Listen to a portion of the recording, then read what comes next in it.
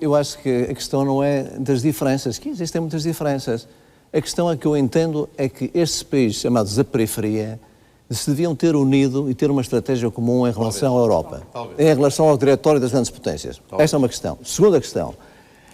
Na proposta que nós apresentámos no Partido da Assembleia da República de reestruturação da dívida, ela não atinge os certificados de aforro nem os certificados de tesouro, porque ficam excluídos a dívida não transacionável. Portanto, é uma questão só de se aclarar, porque já isto é uma especulação que se procura fazer contra a reestruturação da dívida. Portanto, nesse caso, os certificados de aforro não estão em risco, é isso? Não, absolutamente nenhum. Não tem risco? Não, os bancos é que publicaram com publicidade e não puseram lá pago, em 2 jornais, no mesmo dia, não vale a pena agora estar a citar os jornais, são os jornais económicos, e colocaram essa questão procurando criar a dúvida e a angústia nas pessoas que têm certificados de aforro e certificados de tesouro. Segunda questão. Poupança. Nós temos um problema de dívida externa, ou antes de dívida pública, porque sabe que nós somos na União Europeia, à exceção de um único país, de um outro país, um pequeno país, que é Malta, aquele que temos a maior percentagem de dívida pública externa. A Itália tem uma dívida pública ainda hoje que é superior à nossa. Pois, mas tem um índice de poupança mas a dívida pública italiana, em boa parte, é interna aos seus bancos. E porquê que isto sucedeu? Sucedeu porque os governos não quiseram fazer frente à banca e aumentavam, em vez de darem uma taxa de juros um pouco superior nos certificados de aforro e nos certificados de tesouro, não. Agora nos certificados de tesouro já o deram. Não o deram. E, portanto, as pessoas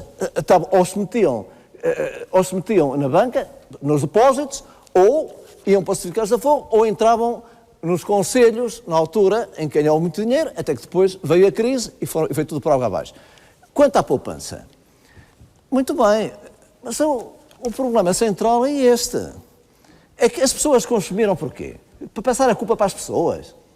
As pessoas consumiram porque a própria banca fazia, procurava que as pessoas consumissem. Todos muito mal. Se recebem em casa, ainda hoje nesta situação, se recebem em casa aqueles que têm mais alguma poupança. É verdade, isto é verdade. A fazer um empréstimo, não são obrigados, mas foram convidadas a fazer. Isto é verdade, isso já aqui foi dito. Se for a um banco, e já foi feito meia culpa. Nós passámos de uma situação em que era difícil obter crédito na banca para uma situação em que a banca concorria uns com os outros para dar crédito. Mas isso no início... Porque procurou-se substituir os salários decentes pelo crédito fácil. Esta é que é a raiz no crescimento da crise.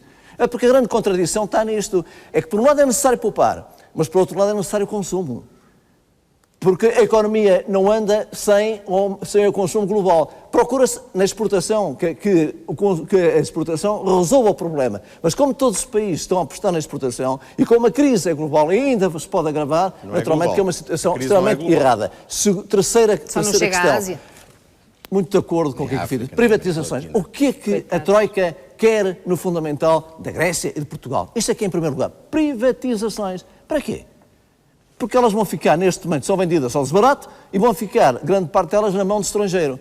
Pois é. Paulo Portas tem muita razão quando disse em relação à Caixa Geral de Depósitos que estava contra, porque a Caixa Geral de Depósitos seria vendida a baixo preço e que iria nas mãos do estrangeiro.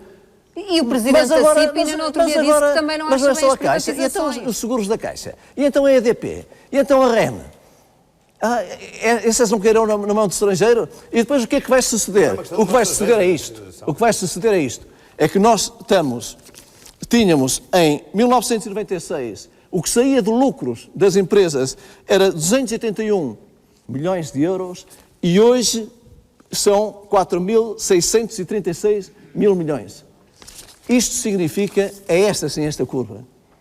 É por isso que os economistas, já quando querem medir o nível de vida em Portugal, não olham já para o PIB, mas têm que olhar para o Produto Nacional Bruto, aquilo que cá fica, porque cada vez é maior a distância. Ora, esta é uma questão central, é que nós também vamos pagar juros, vamos pagar a amortização da dívida e ainda vai sair dinheiro.